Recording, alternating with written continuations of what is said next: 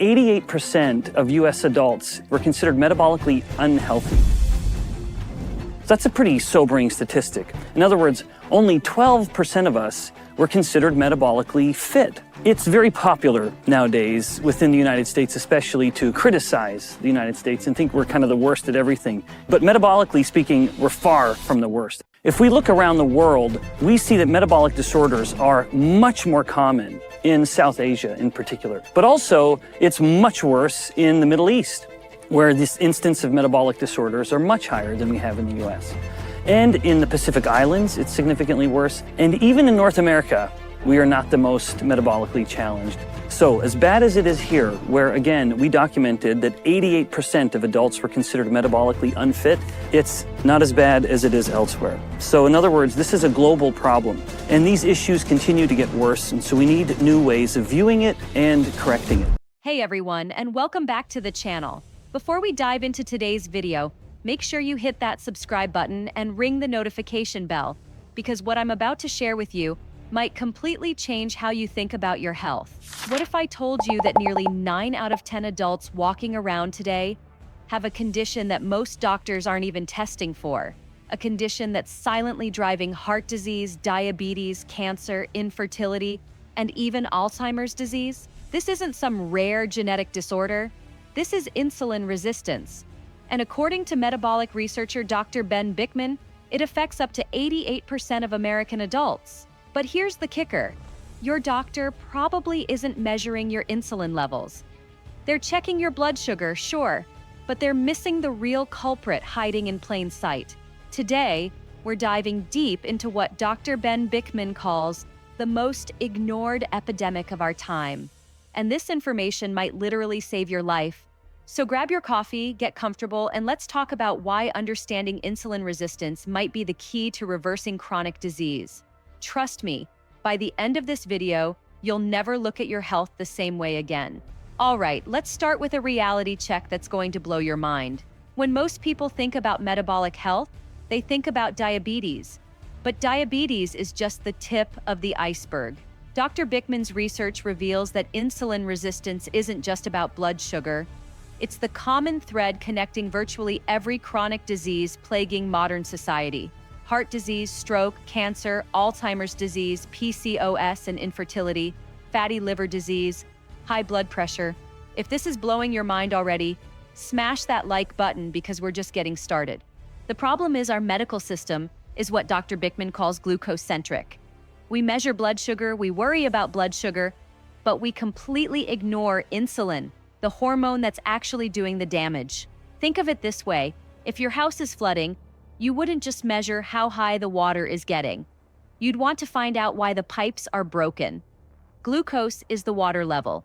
Insulin resistance is the broken pipe. But here's where it gets really concerning.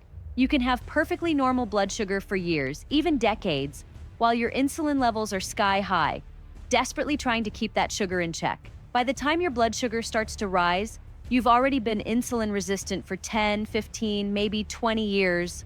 I know some of you might be thinking this sounds complicated, but I promise you, I'm going to break this down so simply that you'll be explaining it to your friends by tomorrow. So what exactly is insulin resistance and how does it cause so much havoc? Insulin resistance is a phenomenon with two facets that you cannot pull apart. But insulin resistance is both the expected reduced signaling, where the hormone insulin isn't quite working the way it used to throughout the entire body. And that's a cell-specific phenomenon. And within the entire body, we have another aspect to this, which is hyperinsulinemia, so the elevated insulin. That is what is so important. There is no such thing as insulin resistance without there being an accompanying, and I would say often preceding, hyperinsulinemia. Dr. Bikman explains it like this. Imagine insulin as a key that unlocks your cells to let glucose in.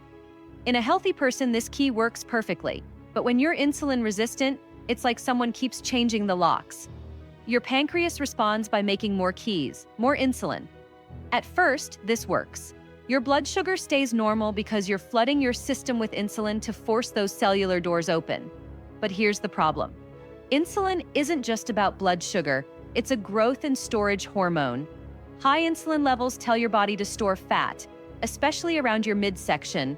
Hold on to sodium, which raises blood pressure, increase inflammation, promote cell division, which can potentially feed cancer, and interfere with other hormones.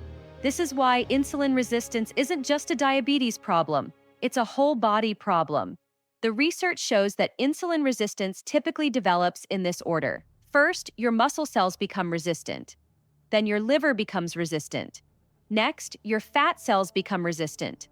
Finally, your pancreas starts to fail. By the time you're diagnosed with type 2 diabetes, you're already at stage 4. You've been metabolically damaged for years. Now you're probably thinking, how did we get here? What's causing this? And honestly, when I first learned about this from Dr. Bikman's research, I was shocked at how much our modern lifestyle is working against us. The biggest culprit is our modern diet. We're eating in a way that constantly spikes insulin. Frequent meals and snacking, high carbohydrate foods, especially refined carbs and sugars, processed foods designed to be hyper-palatable. Think about it. Our ancestors might have eaten twice a day during times of abundance. We're eating 6 times a day, every day, keeping insulin chronically elevated. Then there are lifestyle factors. Chronic stress because cortisol interferes with insulin sensitivity. Poor sleep, even one night of bad sleep, can make you temporarily insulin resistant. Sedentary lifestyle because muscle is our biggest glucose disposal system. And environmental factors. Certain chemicals and pollutants, some medications, chronic inflammation from various sources. The perfect storm of modern living has created an environment where insulin resistance is almost inevitable. All right, here's where we turn this around. Because Dr. Bikman's research shows us that insulin resistance is largely reversible, and I'm going to give you his exact roadmap to fix this. First, your diet.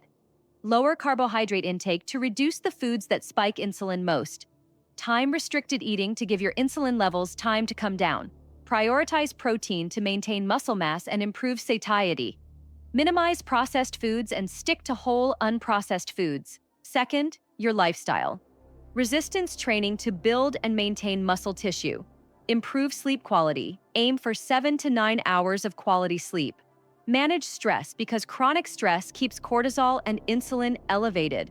Consider intermittent fasting to allow extended periods of low insulin. Instead of just checking blood sugar, Dr. Bikman advocates for measuring fasting insulin levels, HOMAIR, which is the insulin resistance index, waist-to-hip ratio, and triglyceride to HDL ratio. These give you a much better picture of your metabolic health than glucose alone.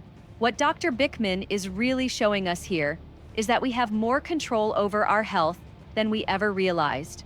Instead of treating each condition separately, diabetes medication for high blood sugar, statins for cholesterol, blood pressure medication for hypertension, what if we address the root cause that's driving all of them?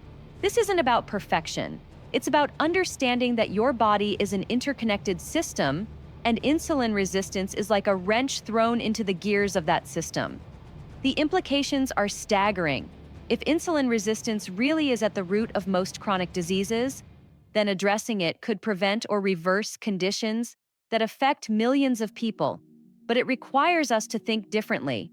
It requires us to look beyond symptoms to root causes. It requires us to take responsibility for our metabolic health before we're diagnosed with disease. The choice is yours. You can wait for your blood sugar to finally rise and get diagnosed with diabetes, or you can address insulin resistance now, while you still have time to reverse it. Your future self will thank you for making that choice today. If this video opened your eyes, do me a favor and smash that like button and share this with someone you care about. Drop a comment below and let me know. Are you going to ask your doctor about testing your insulin levels? Have you noticed any signs of insulin resistance in your own life? And if you want more content like this, real science, practical solutions, make sure you're subscribed and hit that notification bell. Remember, your health is in your hands and knowledge is power. I'll see you in the next video. Stay informed and keep taking control of your health.